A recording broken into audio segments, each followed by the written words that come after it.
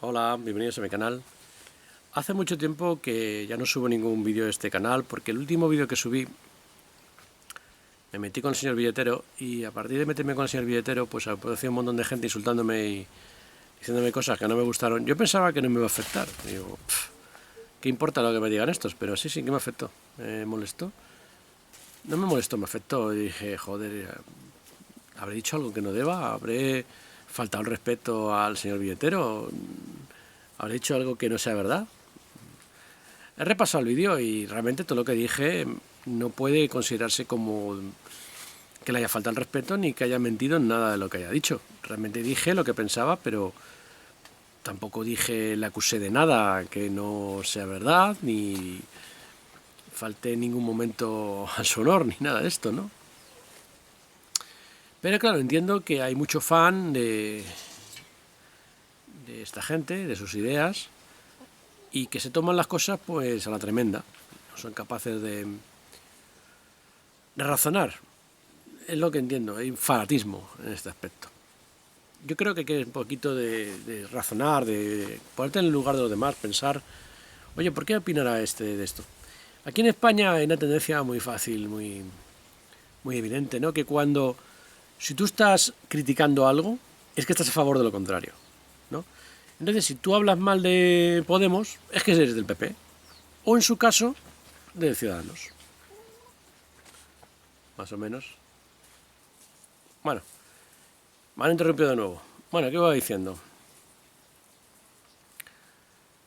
Que aquí en España si eres contra Podemos es que eres de PP, o de su, como dicen ellos, de la marca blanca de Ciudadanos. O al revés, si criticas a PP, bueno, ahí tenemos posibilidades. Eres de PSOE, o eres de Izquierda Unida, o eres de Podemos, o eres nacionalista, de alguno de estos que haya por ahí.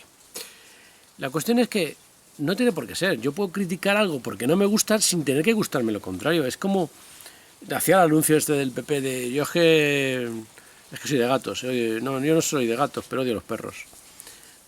No, a ver, no es una cuestión de a quién quieres y a quién odias. No es tan sencillo como es el tema.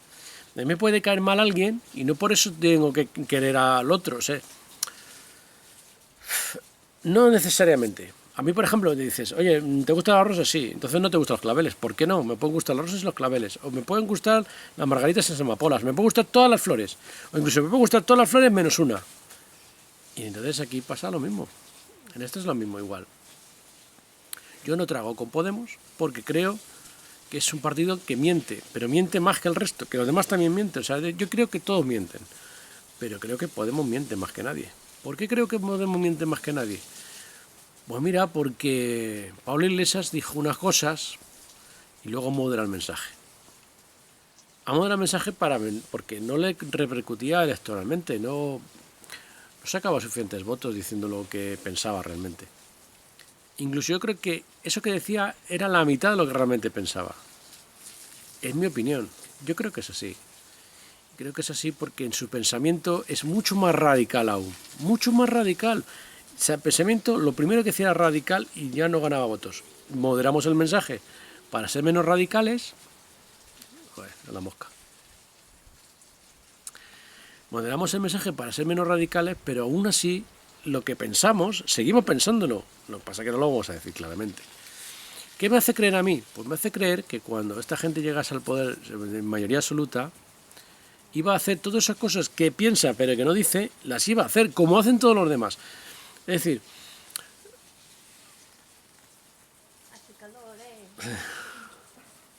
como dicen todos los demás.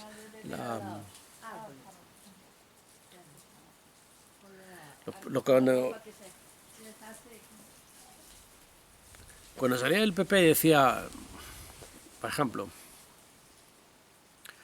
cuando Rajoy se presentó por primera vez, bueno, se presentó por primera vez, se ha presentado un montón de veces.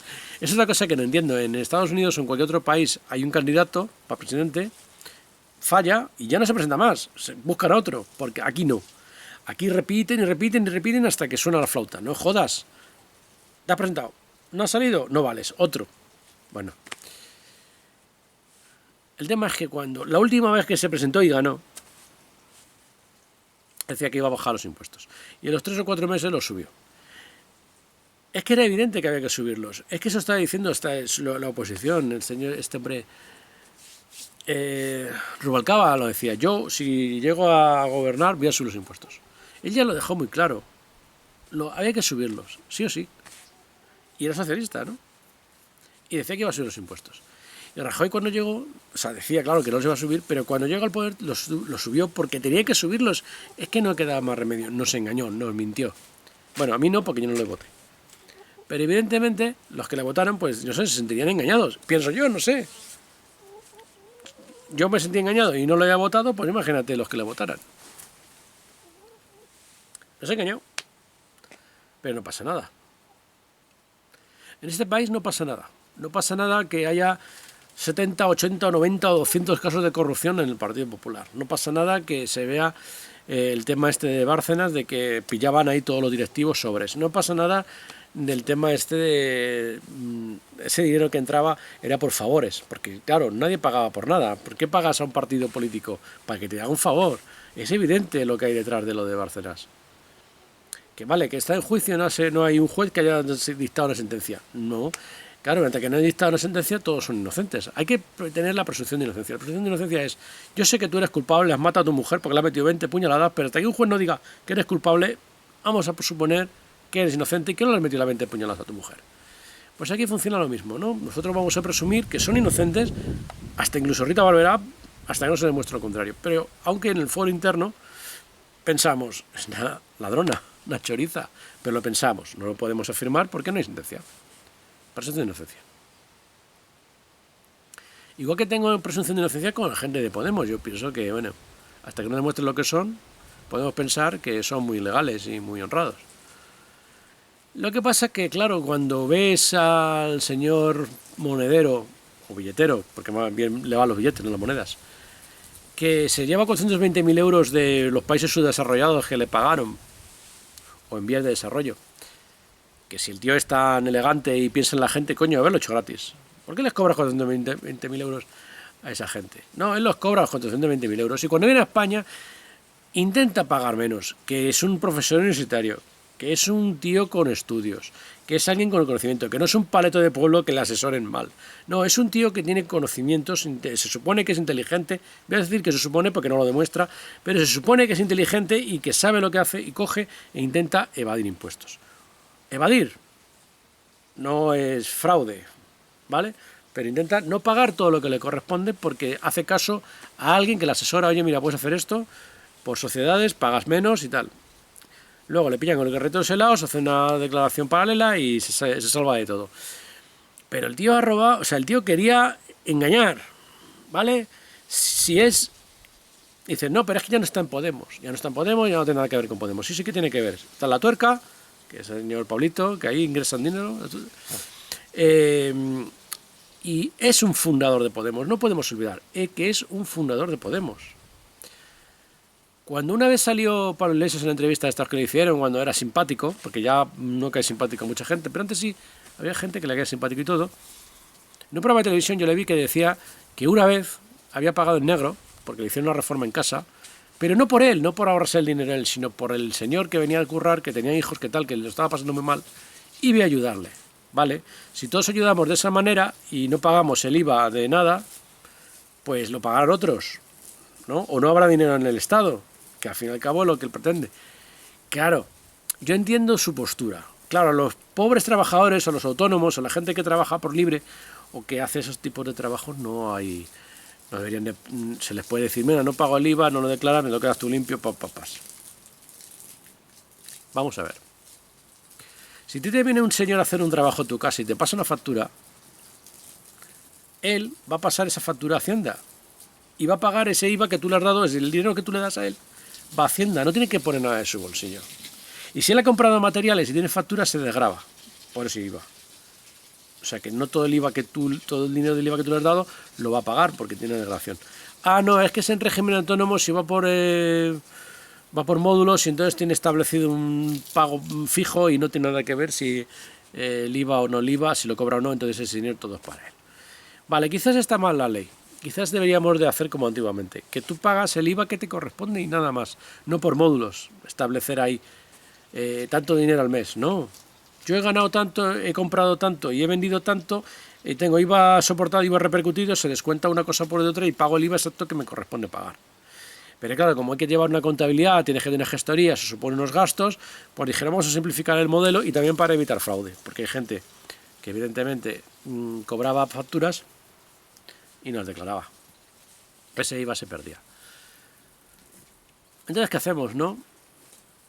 ¿Dejamos que defrauden o les ponemos una tarifa fija al mes? Bah. Si todo fuera legal, y la gente fuera legal, lo suyo sería que cada uno pagase su IVA soportado, su IVA repercutido, o sea, la diferencia. Yo he comprado materiales, me han cobrado un IVA y ese IVA es IVA soportado. Y luego yo he cobrado una factura, he cobrado este IVA y ese IVA repercutido. Y que pagues a Hacienda, le das la diferencia. Pero claro, realmente el señor, el IVA ese es una cosa que él paga y otra cosa que él cobra. Es menos ganancia, pero no es dinero que pierda ni gane, simplemente es un intercambio de bienes. Pero no pasa nada y no habría problema. Pero esto no funciona así, claro, evidentemente. ¿Por qué? Porque hay mucho fraude. Y Pablo Iglesias lo defiende, ¿no? Porque yo estoy ayudando al señor que viene a hacerme la obra a su casa. No, señor, eso es fraude, a bajo nivel, pero es fraude. Claro, como la idea de Podemos es vamos a sablear a los ricos y a las grandes empresas y a las pequeñas y medianas, o a las pequeñas y a los señores autónomos no les cobramos nada, que todo no paguen impuestos. ¿Que solo paguen impuestos a los ricos? A lo mejor es la idea de este señor, no sé. Puede ser. Cuando sabemos que esto no es así. Si echamos cuentas, si solamente pagan impuestos a los ricos no da, las cuentas no salen. Tienen que pagar también la clase media y la clase obrera. Por eso tenemos el IVA, que pagamos todos. Y por eso tenemos IRPF, que pagamos todos. Y por eso luego hay otros impuestos especiales por otras cosas. La gasolina, el alcohol. Por eso hay más impuestos de sociedades. Hay un montón de serie de impuestos. Luego hay leyes que dicen, bueno, pero si tienes una sociedad y haces tal cosa y desgravas por esto y luego tal, o ingeniería fiscal y tal, al final en vez de pagar el 20 o el 30 que te corresponde, pagas un 8. Bueno, pues arregla eso, ¿no? Corrige eso. Corrige la forma en que se cobran los impuestos. Y vigila el fraude. Me parece bien. Está bien. Pero no puedes evitar, no puedes contribuir al fraude de pequeño nivel. Al que te hace una factura y no paga el IVA. No. No está bien. No es justificable.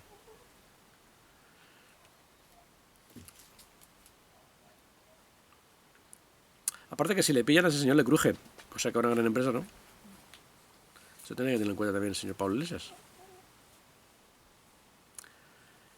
La cuestión es que yo no trago con estos tíos. No trago con estos tíos porque creo que esas ideas que dijo en su momento las quiere llevar a cabo.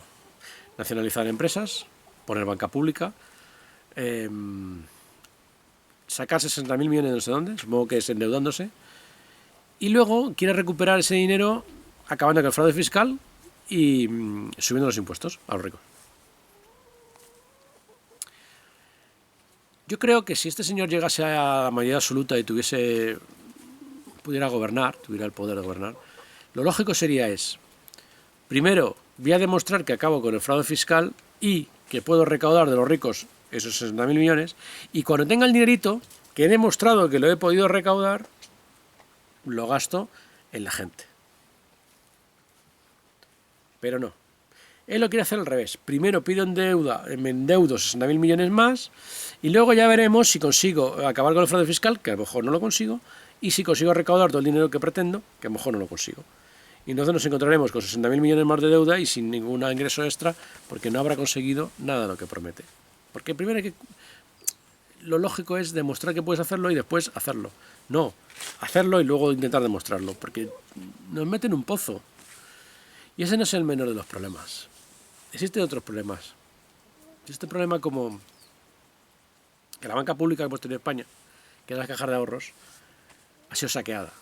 Y ha tenido que ser rescatada porque los gerentes eran unos inútiles. Porque teníamos ahí a... Un pedazo de gato ahí. Mira, bicho.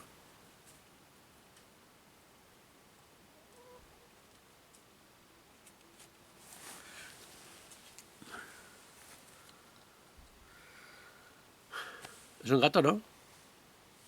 ¿Eh? De buen tamaño.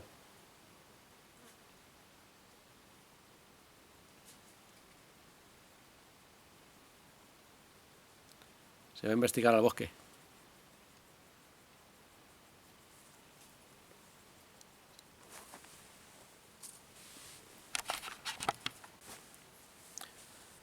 Pues bien, eso. Que la banca pública... ¿Qué? Que la banca pública que teníamos eran las cajas de ahorros, que ha sido mal gestionada por políticos, porque básicamente las direcciones de esas bancas eran políticos, de PP, de Izquierda Unida, de PSOE, sindicatos, luego para clientes de ese banco que aleatoriamente le mandan la carta, ¿quiere ser usted de Consejo de Administración? Y luego también han puesto ahí a directivos, pues como Blesa, no tenían ni puta idea de lo que era manejar un banco, pero le colocaron ahí. Igual que colocaron a Rodrigo Rato en el Fondo Monetario Internacional y luego lo trajeron para dirigir Bankia. ¿Por qué le pusieron a dirigir Bankia? Hombre, porque había estado en el Fondo Monetario Internacional y se supone que sabía mucho. Un economista de la hostia. Claro. Un puto inútil. Pero me remito a las pruebas. Los del Fondo Monetario Internacional se enteraron de la crisis, ni previnieron sobre ella, y a este señor cuando le llaman a Bankia lo hunde más de lo que estaba. Claro que también le pusieron ahí para eso. Absorber las cajas de deuda, acabar de hundir a Caja Madrid. En fin. Que entre políticos e inútiles que tenemos por ahí, gente que está puesta a dedo y en fin, todas estas chusmas, pues se cargaron la banca pública. La banca privada pues funciona bastante mejor, es la verdad. Y que si una banca privada va a la mierda, pues no hay que rescatarla, es su problema. Pero la banca pública, porque ahí están los ahorros de gente, porque las cajas de ahorros ¿en quién tenían? Pues a todos los pobrecillos o gente obrera que habían metido. ¿Qué hacemos? Cerramos el banco y que se queden sin sus ahorros y sin su dinero y encima con la deuda, pues la deuda se tienen que seguir pagando. Pero los ahorros, el dinero que tuviesen poco o mucho, desaparece, no lo cargamos, acabamos con ellos, no lo rescatamos. No es rescatar a los bancos, es rescatar una banca pública deficiente por culpa de políticos ineptos. Es que es lo que tuvimos. Pero el señor Pablo Iglesias quiere volver a poner una banca pública, pero esta vez sí van a ser profesionales, porque lo van a hacer muy bien. ¿Y yo por qué me lo tengo que creer? Yo no me lo puedo creer. No me puedo creer que vayamos a tener una banca pública ahora sí que funcione bien, porque ya han demostrado que no funciona bien. ¿Qué vas a hacer, profesionales? ¿Con qué sueldo? ¿Vas a poner un directivo de un banco privado que funcione bien en una banca pública? ¿O vas a coger a un mameluco, a cualquier coleguita de estos que dicen sí, es un economista de la hostia para dirigir un banco? Y cuando vea ahí toda la pasta que no metas mano en la caja, ¿estás seguro?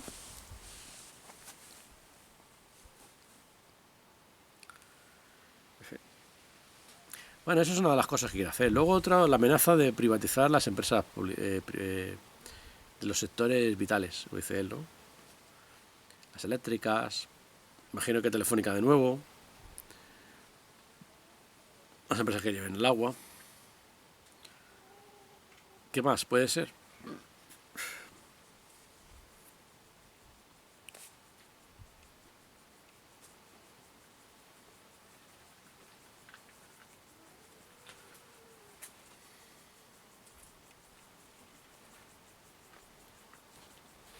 ¿Puedes hacer ahora, bicho?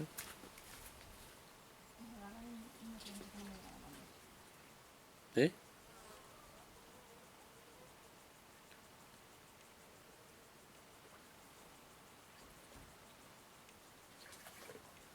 Te aburres mucho, ¿no? Estoy esperando un poco que me duele mucho la espalda. Pues tómate un poquito.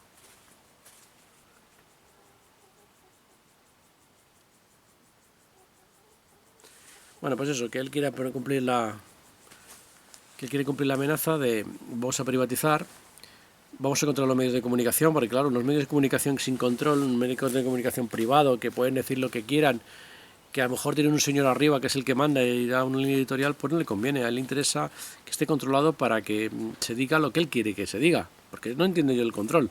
Control es censura de toda la vida. eso es así. Si lo que tiene que haber en medios privados de comunicación que sean de un bando o de otro, que tengan diferencias de opiniones, que sean de pues unos de izquierda, otros de derechas y tal, y cada uno que compre lo que le crea conveniente. Es así, ¿no? Pero no, el poner el control, es decir, voy a ver qué vais a decir y cómo lo vais a decir. Eso es el principio de una dictadura. Me da la sensación, cuando por ejemplo pido los ministerios, estos que quería Defensa Interior y el CDI, es que lo que él buscaba era decir, voy a evitar todas que si empiezo a poner medidas que no gustan a nadie o que parece que soy un dictador, no me puedan hacer un golpe de Estado. Voy a controlar todas las fuerzas de seguridad y tener información para instaurar el poder. Incluso yo creo que eso de coger al general y meterlo en la fila de Podemos es para asegurarse que el ejército le va a dar apoyo. Pero es que si pensamos mal, vamos a pensar mal, no pensando bien, sino pensando en lo negativo, en lo malo, en lo que puede llevar, nos puede llevar a una dictadura. O sea, es decir, estos son los pasos que está dando, como han hecho otros gobernantes antes que él, de primero me hago con el poder de forma democrática y cuando lo tengo lo acaparo y ya no me quita nadie de aquí. Y además que no voy a dejar que la oposición tenga ninguna oportunidad de quitarme de aquí. Lo voy a asumir todo. Pero hay que tener en cuenta que España no es un país de grandes recursos naturales. No tenemos petróleo, no tenemos oro, no tenemos plata. ¿Qué tenemos en España? Dependemos de la tierra, sí, o sea, sector agrícola, que también está muy puteado por el tema de... porque hay otros países que lo hacen más barato y, en fin, está cerca de aquí y nos compiten contra nosotros. Y tenemos también la pesca, pero la pesca cada vez queda menos peces en el mar, en los caladeros habituales. Y ¿qué tenemos? España debería de modernizarse, ir hacia una mejora de la industria y tal, pero no puede ser el gobierno el que diga lo que tiene que hacer la gente, no puede ser el gobierno el que ponga las leyes, las normas económicas, diga, tenéis que dedicaros a investigar esto, lo otro, tal. No, tiene que haber iniciativa privada y esa iniciativa privada, si el gobierno considera que es positiva para el país, apoyarla, pues como subvenciones o como es hecho siempre. Controlar que esas subvenciones no vayan a saco roto o que la gente se quede el dinero y no haga realmente nada. Pero lo que no puedes hacer es coger y decir, no, voy a decir yo en qué se tiene que investigar o se tiene que desarrollar. El gobierno, si tú eres empresario, te dedicas a ser empresario, no a político. Los políticos no pueden ser empresarios, jueces, banqueros y médicos, economistas, ecologistas. A ver, no. Los expertos están para eso y el que se dedica... como decía un viejo dicho, ¿no? El que sabe lo hace y el que no se dedica a la enseñanza. Pues en la política es lo mismo, el que sabe lo hace y el que no se dedica a política. Los políticos son gestores, no tienen que ponerse ellos a dirigir ni a determinar hacia dónde tienen que ir las cosas, sino vamos a gestionar lo que tenemos lo mejor posible para que las cosas funcionen bien. Vamos a dar libertad a los ciudadanos y a las empresas para que funcionen bien. Vamos a intentar que que la ley se cumpla, vamos a hacernos leyes justas, vamos a hacer que la justicia funcione, vamos a intentar acabar con la corrupción, vamos a intentar acabar con los mamoneos políticos, vamos a intentar acabar con el tráfico de influencias, vamos a intentar acabar con el robo sistemático que se hace, pero no vamos a ponernos a dirigir como si fuéramos el padre y la madre de cada uno de los ciudadanos. No es así. El gobierno padre-madre es un concepto antiguo, es un concepto comunista completamente. Porque la idea del comunismo es... vamos a hacer que cada ciudadano sea independiente, no hace falta autoridad, que cada uno que nos juntemos en un grupito y determinemos qué queremos hacer entre todos. Vale, eso está muy bien, es muy bonito. El comunismo es ideal siempre y cuando se cumplan ciertos procesos. En primer lugar, la gente tenía que tener una empatía con los demás increíble. En segundo lugar, tenía que ser solidaria, o sea, no solamente empática. Saberse poner en el lugar de los demás. También hay que ser solidaria. No sé, ponerte en el lugar de los demás y decir, venga, yo soy solidario, yo te ayudo, tú me ayudas, vamos a colaborar para llegar a un fin común bueno para todos, vamos a ser gente buena, no vamos a tener envidia, no vamos a tener egoísmo, no vamos a tener rencillas, nos vamos a llevar bien, no vamos a putearnos de ninguna manera, no nos vamos a robar, no vamos a quitarnos las mujeres o los hombres, no vamos a generar problemas, no vamos a tener conflictos, vamos a trabajar todos con el mismo esfuerzo, ganas y vamos a todos a recibir lo mismo en función de nuestras necesidades, no de nuestro esfuerzo. El comunismo dice claramente a cada uno en función de su necesidad, no a cada uno en función de su esfuerzo. ¿No? O sea, ese detalle es importante. Entonces, ¿qué ocurre? Que es una sociedad ideal. El comunismo se basa en una sociedad ideal, en un mundo feliz, donde todo el mundo es bueno y todo el mundo se porta bien con los demás. Pero yo conozco, o los que yo conozco que son comunistas, tienen enemigos. En una sociedad comunista no puede haber enemigos, porque entonces no hay posibilidad. En un sistema democrático, cuando se toma una decisión sobre algo, se juntan 10 personas y dicen, vamos a pensar qué hacemos con esta manzana, por ejemplo, ¿no? Se reúnen 10 y una manzana y dicen, ¿cómo lo hacemos? ¿La dividimos en 2 hospitales, en 10 partes? ¿La damos todos al que la más necesite? ¿O nosotros nos aguantamos y tal? Y si todos votan unánimemente a favor de algo, no hay problema. Pero en cuanto alguien no esté de acuerdo, en cualquier sistema democrático, en cuanto uno no esté de acuerdo, ese uno puede aceptar la decisión de la mayoría o rebelarse. Esto es lo más interesante de la democracia. La democracia es aceptar, te guste o no, las decisiones de la mayoría. La democracia significa el poder en el pueblo. Es decir, el pueblo decide, no ya sea de una democracia directa, en que cada vez que haya un problema se consulta a todo el mundo, ¿no? Sufragio universal, todo el mundo. Sufragio universal no es a universo, sino a donde esté determinada esa democracia, en un país, en una región, una provincia, incluso un municipio. Pero el sufragio universal significa todos los que estén implicados dentro de esa organización. Supongamos fuera un país, ¿no? España. Cada vez que hay un problema, cualquier cosa, cualquier ley, habría que preguntarles a todos los españoles. Como ser unánime en algo es imposible, es como, por ejemplo, la prohibición del tabaco, ¿no? Si hacen una pregunta, un referéndum, ¿qué saldría? ¿Todo sí o todo no? ¿No? Saldrán tantos sí, tantos no, una cosa más o una cosa a favor o una cosa en contra. En todo sistema democrático es así. Ya que es imposible que todo el mundo se ponga de acuerdo en algo, vamos a intentar vamos a preguntar y que la mayoría decida. Y la minoría, la que pierde, se aguanta, se jode. O sea, básicamente se jode y toma y dice, mira, no me gusta, pero como lo ha decidido la mayoría, lo acepto. Esa es la base de la democracia. Aceptar cosas que no te gustan. En un sistema comunista, en donde todos se pusieron de acuerdo para algo, tendrían que hacerlo con un sistema democrático o de votación. Vamos a decir que es el sistema democrático.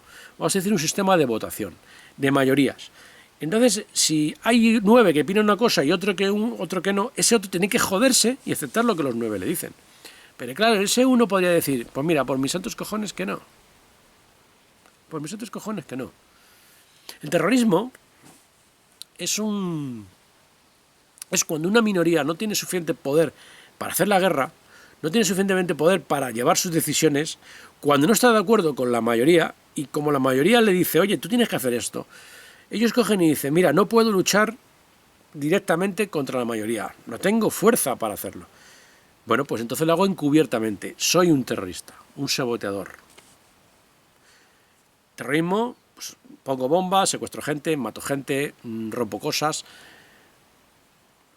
lo destrozo todo.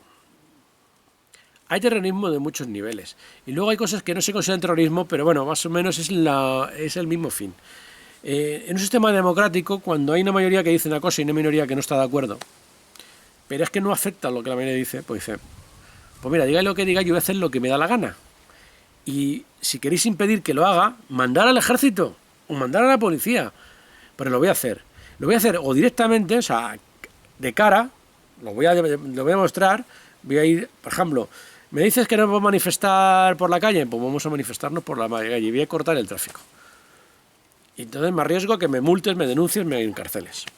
O puedo hacerlo encubiertamente, de repente aparecen todas las mañanas todas las papeleras ardiendo. Nadie ha visto nada, pero las papeleras están ardiendo.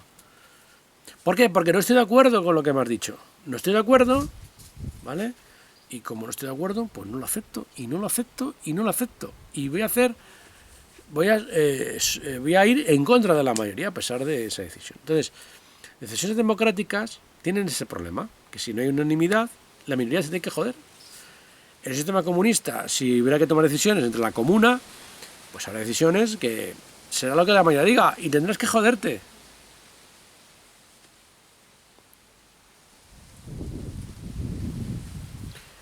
Y bueno, lo dejo aquí porque se acaba la batería. Así que... de seguir. Hasta luego.